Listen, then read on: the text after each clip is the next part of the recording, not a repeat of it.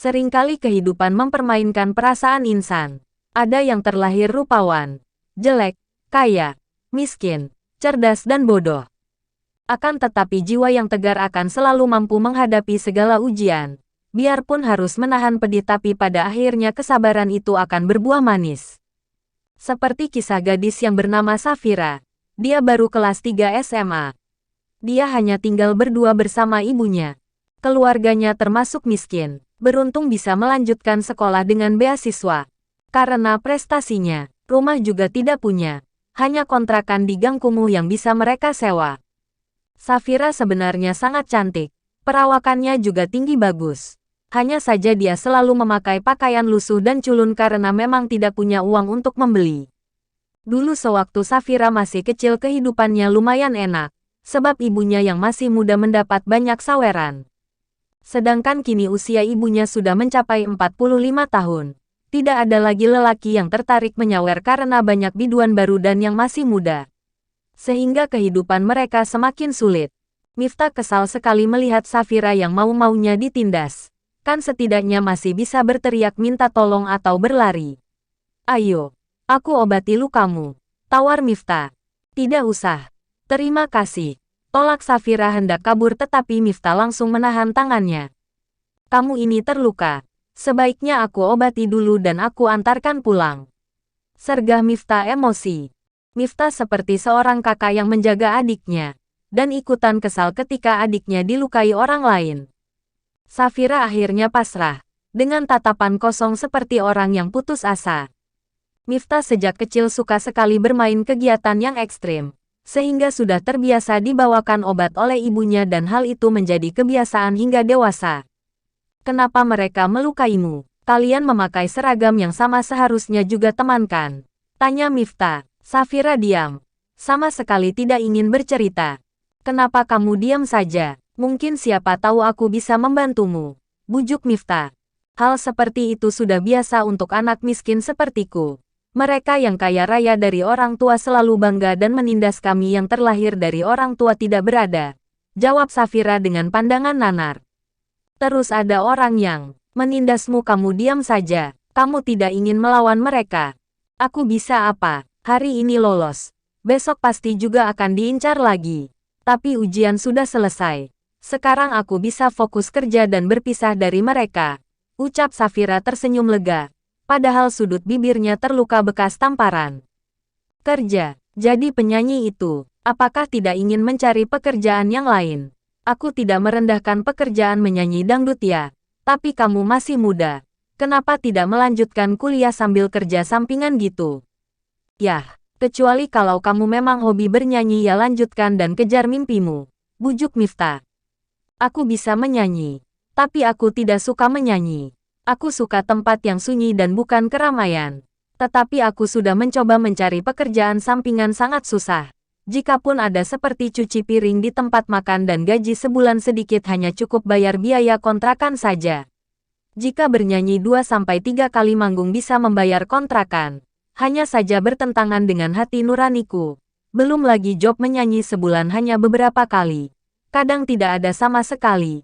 Balas Safira. Miftah terdiam. Merasa kasihan pada gadis semuda ini sudah tertekan. Ayah kamu kerja apa? Sudah meninggal. Andaikan aku masih punya ayah. Mungkin nasibku tidak begini amat. Senang rasanya melihat teman lain yang bisa jajan di sekolah.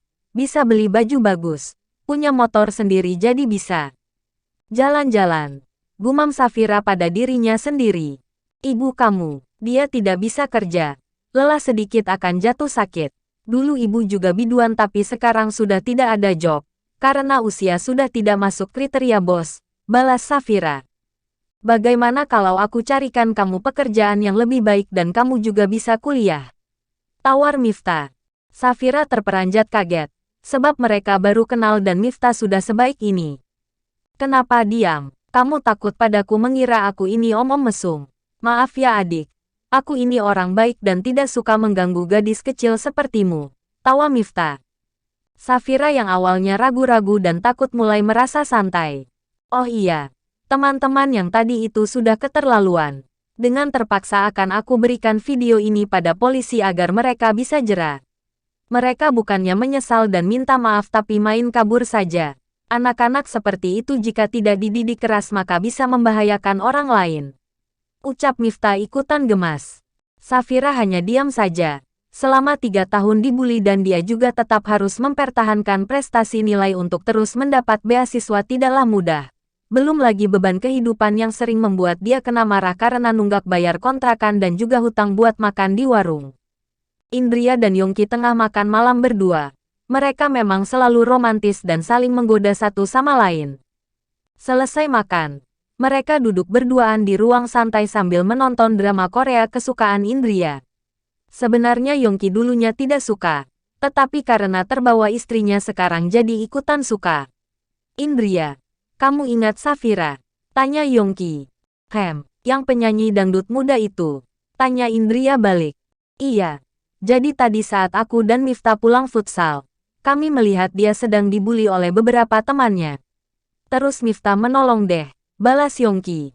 Astagfirullah, kasihan sekali. Terus nasib dia bagaimana? Tanya Indria ikutan cemas. Tidak tahu. Aku langsung menyerahkan pada Miftah sedangkan aku pulang. Jawab Yongki. Tiba-tiba bel berbunyi. Kemudian muncul Miftah yang membuat Yongki tertawa. Nah, orang yang jadi topik pembicaraan panjang umur nih, sapa Yongki. Pasti kalian tengah membahas yang tadi kan? Duga Miftah. Iya. Bagaimana urusannya? Tanya Yongki ikut penasaran. Mungkin besok akan aku serahkan saja video tadi ke polisi. Kalau sudah main kekerasan jika dibiarkan kasihan korban-korban yang lain. Ucap Miftah kekeh. Pelakunya perempuan atau lelaki? Tanya Indria. Perempuan. Biasalah anak muda yang sok jago dan mengandalkan harta orang tua. Mereka belagu dan sok kuasa. Serga Miftah ikutan kesal. Mif, sepertinya kamu menyukainya. Goda Yongki. Wah. Di mana letak kewarasanmu Yong? Aku adalah pria dewasa yang siap menikah sedangkan dia masih ingusan baru lulus SMA. Belum lagi kamu tahu sendiri idaman aku seperti apa. Serga Miftah kesal. Tapi kamu peduli sekali padanya. Ejek Yongki. Mungkin karena aku tidak punya adik kali ya. Jadi begitu melihat dia menderita aku kasihan. Oh iya. Kamu ada pekerjaan tidak? Di tempat aku adanya kerjaan full-time dan hanya untuk yang sudah berpengalaman. Kalau di kontermu misal butuh pegawai yang kerja shift malam gitu, jadi siangnya dia bisa kuliah. Kasihan dia tidak suka nyanyi di panggung tetapi karena keadaan memaksa. Lagian kerja seperti itu kalau tidak hati-hati bisa bahaya. Tanya Miftah.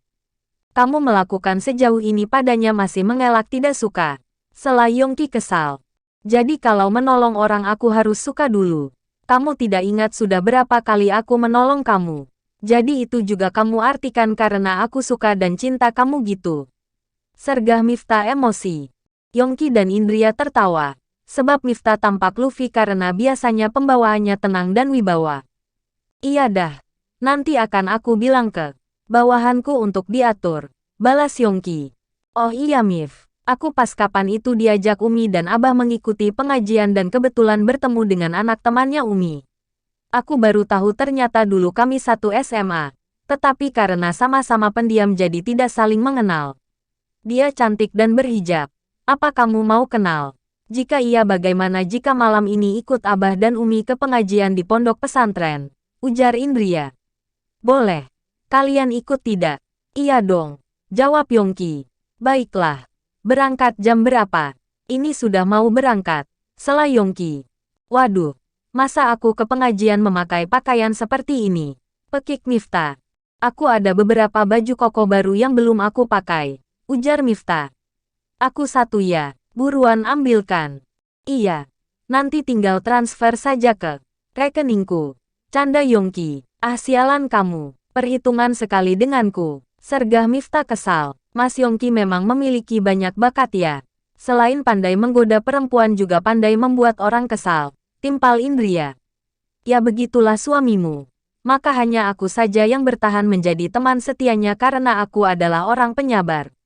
Suamimu itu dulunya tukang bikin onar dan sangat merepotkan. Balas Miftah senang ada yang membela.